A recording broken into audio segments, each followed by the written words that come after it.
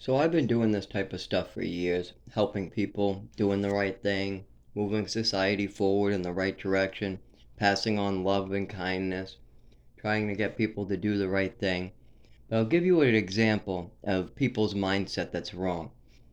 Some people might go, Zach, just move into downstairs, just ask the landlord for a different apartment upstairs or something, and then you don't have to deal with it. Let the other people deal with these problems. But see, that's the wrong mindset.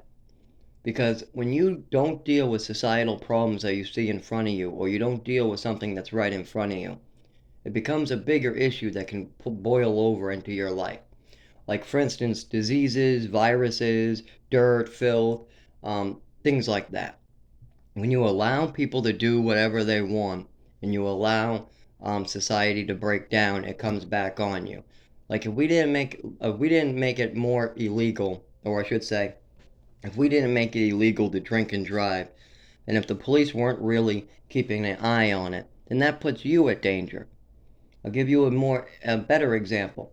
So let's say I decide, well, this is my roommate's problem. This is the state's problem. This isn't my problem. I don't have to take care of this man. I don't have to clean up the outside. I don't have to wipe down the doorknobs in the hallway. I don't got to do any of these things. It's the landlord's problem. It's my roommate's problem, and it's society's problem. And now I'm moving upstairs, and I am not going to care about any of it. Well, that's the wrong attitude, and I'll tell you why. I'll give you an example if I do that. Let's say I did that. Let's say I just said, I'm going to worry about myself and screw everybody else, screw society, screw this dangerous situation that's, in the building, screw all that. Well, think about it. I move upstairs. I'm now upstairs. I'm having a good life. I'm going to work. I'm eating my own food. But then I catch a virus from a doorknob. I catch I catch some type of dysentery because nobody's keeping an eye on this old man, or maybe he's sleeping and he starts a fire again, and the whole building goes on fire. Well, that's a problem that could boil over onto my side. Now I can't get out of the building. My floor is on fire, and I'm going to burn to death all because I was selfish. All because I decided to leave a dangerous situation, a man that needed help, and I just decided not to worry about it and I left. Well, these are societal problems. We all share a health as a society. If a certain group of individuals, like the homeless, are having no health care, they're not doing okay, then that can get the people at Walmart, the people at the grocery store sick. When you go on the bus and you touch the pole, then you can get sick. Not just that, leaving a problem like a man who's going senile, starting fires, spreading disease, it puts kids at danger. If I don't try to get him the help he needs, then that could cause a lot of problems and boil over to me, boil over to my neighbors, boil over to other people. And that's why I do the hard work that's necessary in society. When you see a problem, you need to give love, you need to try to help in the best way possible to make life better for yourself, but also make life better for other individuals in the society that you live in. I'll give you another example of how people's mindsets are wrong. Some people think, oh, I just worry about myself. Fuck everybody else. I'm worrying about my own money, my own self. Well, that's fine for one person. If you got 10 people in a society, let's say we're talking about a society of people like the Indians who live in tents. You got 10 different individuals, and maybe you got 5 different tents, two to a tent. Okay?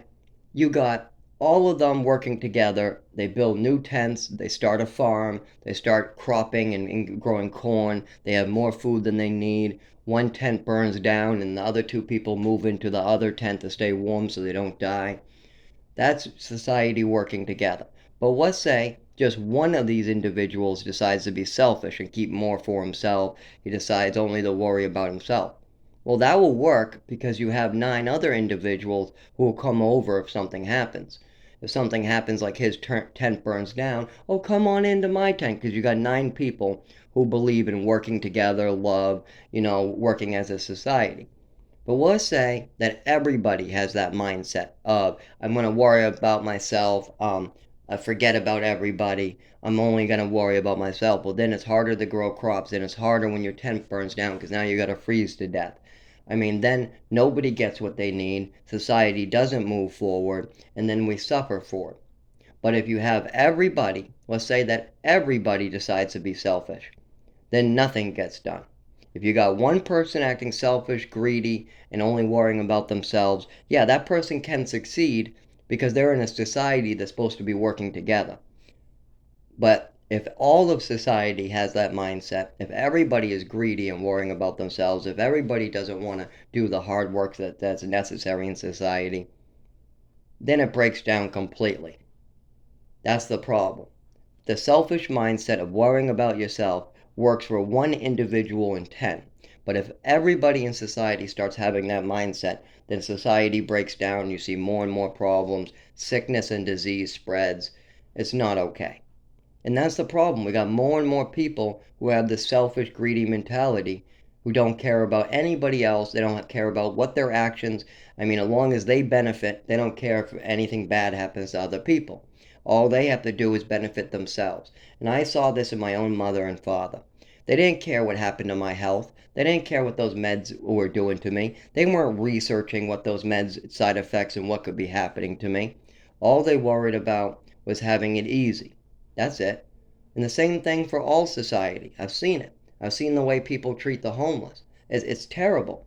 They want to lock them up. Like if you look at what's happening in Seattle, Washington, you got all these homeless people, a lot of them hard workers, construction workers, who just they don't have enough low-income housing for all of them. Some of them are drug addicts, absolutely, and they need the help with their drug addiction. But there's other people who aren't drug addicts stuck in this. And what's the solution? The rich people want to just lock them all up, put them in jail. Well, then when they come out, how are they going to get a job? How are they? That doesn't solve anything. Then they're right back out on the street in 6 months, right back in a tent, getting arrested again. Then they have to try to support whatever they get an apartment by stealing or crime or something like that. Then society breaks down. No, what you need is more jobs, more housing, and to work together as a society. When a certain group of people act greedy, it has effects on everybody. When a certain group of people are only worried about their own health but nobody else's health, that can boil over and then you get sick. If COVID has not taught anybody this yet, then they need to look at themselves and really kind of figure out if they're doing the right thing. If you're only worrying about your own wants and your own needs and allowing other people to suffer from your actions, then you're not a good person. You need to try to change the way you think. You got to try to have a clear mind and look into yourself. And this is why I do the hard work in society.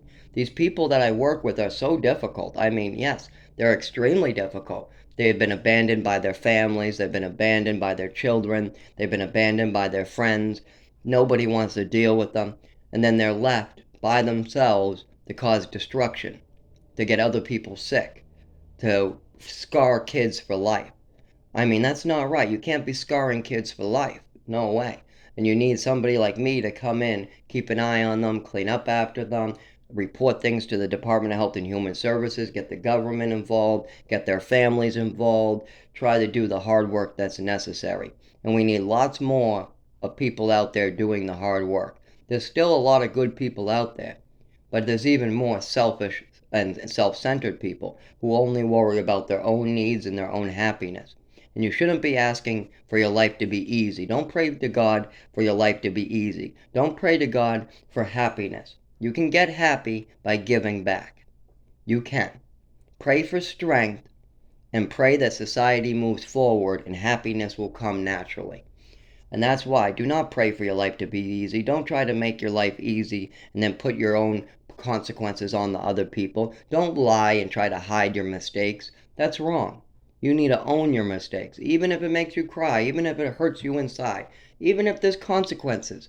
I'm willing to stay in jail if I did something, but I'm not willing to suffer for other people's sins. And I see this a lot. There's a lot of people out there who did something wrong, and instead of handling it, they just want to lock other people up. They just want to turn the key. They just want to hurt them. They just want to make more problems, all because they don't want to see a homeless person in a tent, all because they don't want to get in trouble for disabling a kid, all because they made a mistake and they don't want to handle it.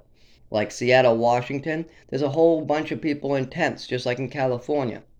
And what do the people want to do? They want to lock these people up for living outside. No other reason. Not the drugs. A lot of these people have nothing to do with drugs. Some of them are drugs, but other ones are just there because they don't have a home. And what is their solution? Well, let's just lock them all up. No, that's going to cause more problems. That's not building a solution. Then you don't have to look at them. Yeah, that makes your life easier. You don't have to look at the suffering out your window. But it doesn't solve a damn thing. You've got to do the hard work to give back to society to solve these problems.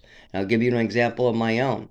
I was made crippled by my mother. Whenever I try to give true facts to my father and then things he saw, whenever I try to have a discussion with him why these things are wrong, why you can't drug your child and cripple him for money from Social Security, he doesn't want to hear it. He wants to go into denial. And the reason why is he realizes his life might get harder. He wants his life to be easy. But you can't do that. That causes more problems. That hurts others. Just like I used the example in Seattle, Washington, you need to handle the problem at hand. You cannot just put a band-aid on it so you don't have to see it and then it comes right back. That's how an infection starts.